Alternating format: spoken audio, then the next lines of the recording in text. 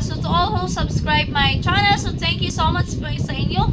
So kung bago ka pa lang sa channel ko mga ka-happy love, I want you to know that all my video is for motivation and will help you out sa lahat po ng may pinagdaanan at syempre may mga dinadamdam sa ating puso.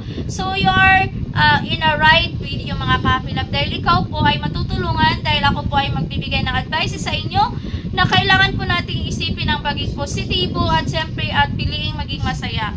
Pinaka-importante yun mga ka-happy love, no? Para naman ang ating buhay ay, ang araw natin ay gumanda. So, wag po tayong manatili sa isang nakaraan na or sa nasaktan man na tayo or sa mga previous man nating mga pinagdaanan. So, pinaka-importante mga ka-happy love, no? Dahil kung hindi tayo makawala dyan is hindi po talaga tayo magiging happy. So, we choose to be give up that i-give up natin yung nakapasan sa ating likod, kung ano man yung sakit or yung hirap nating pinagdaanan before, so claim it that you will give up that. Para naman mas sumaya ka na, para yung bigat na pinagdaramdam mo is mawala na siya. So, hindi ka na palaging nakatago or nakamukmuk pa lang. So, choose to be happy mga ka-happy love, no?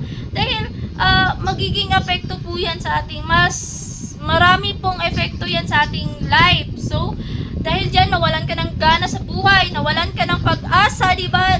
Yan ang naging dahilan sa ating mga hinanakit sa ating buhay nga nakatago.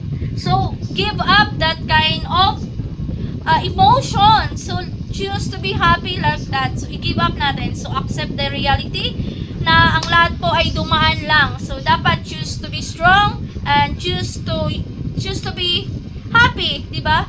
Yan mga ka-happy love, i-claim nyo po yan sa sarili para mas gumaan po ang ating dibdib. Para naman mas maging happy tayo at magpatuloy sa buhay, sa ating mga future. Isipin mo yung mga future mo, mga pangarap mo, di ba? Yung mga gusto mong makamit sa buhay, kailangan mo yung i-focus. Mga ka-happy love, huwag kang manatili sa mga nakaraan mo, nasaktan ka na, oh my gosh, in real life, in sa love life man, in sa mga tao man nga, inaano ka or inikay na mas nakadisappoint sa'yo, give up. Diba? So, yun ang dapat gawin nyo mga ka-happy love. So, I hope na nakatulong po itong video sa inyo. So, i-subscribe at follow for more comment. Siyempre, pinaka-important, thank you so much sa inyo and thank you for all your support and guide. So, God bless everyone and see you for my next video. So, keep watching all my video and support for more. Thank you and goodbye!